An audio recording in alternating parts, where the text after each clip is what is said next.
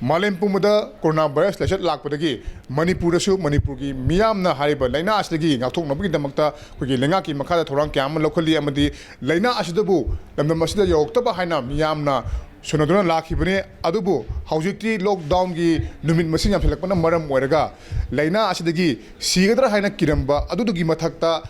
Chara Taktaba, Hibadi, Gari Chalactaba, Amadi, Katel Hangataba, Amadi Chana Taknaba, Tuan, essential item Kiama, Pangtaba, and Maram Werga, Chara Taktabana Mok, Miam says she regular Hibagi, Pipa soup powder, Nateduga, Amarumda, Manipuri Langa, Lokalabo Transi, Manunda, Ting and Bimatanga, Nashishu, Mopom Kayamada, Jamam Kiaman Pugli, Maruina, Chiminis and Pondukiba, Narang, Impact, you struck and away, Savam, the Pondukiba, Mio Amamda, Chen Kiji, Marie. Pangangani Haina, Mahana Punukiba, Amadi Hariba, Chinkizi Marie Pangambagi, Warep Adu, MLA Minister Sing Yauna, Lokibani, Makoina Kanaraga Loki, Warapni Hakiba, Wapamadu, Langak Pamina, but the Yauriba, BJP, MLA Amana, Hariba, Wapamasiki Matang, the Kanakiba Late, Amadi Mahaki, Kendra the Su, Ching Hem Birkba Late, Haina, Pungokibi, Wapam Sing, Miamda, Tanjari.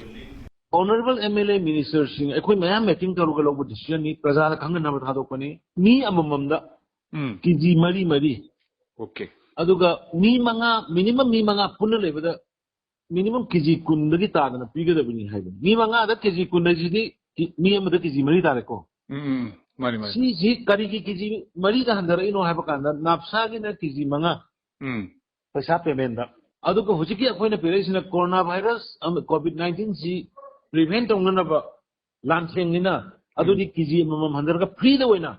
Okay. Layriba mipung khurimak thumanna yelasi haidana adu logo decision ni lana artha handopi gano lana artha tabi gano aikoi sarkar siang ahem pidak pelete hanagi siang sidudagi hana piba kota do aduna hena siang pidak tun yen banate aduna punamakse masigi asoiba punamakse MLA gi daida nate mase sarkar sigi daida ni chief minister ngarang tang kungam mapan gi media da haikiba all Minister MLAs mayam meeting tauraga khanaraga tawgibani haibadu madugi charge hankak aikoi kendra sigi prajar singna aigi takta charge tawibadu madu aigi mo nadi ai wakal nei sengdok chari adugumba meeting ama tawgani haidana koi chief minister gi office tagi kari dagi sigumba cheng yenthok yinjingi matangda aikoi khanagani haibagi information engonde pirapal legide aduga Taurum Lagasu, Madu, I information from the Yahodre.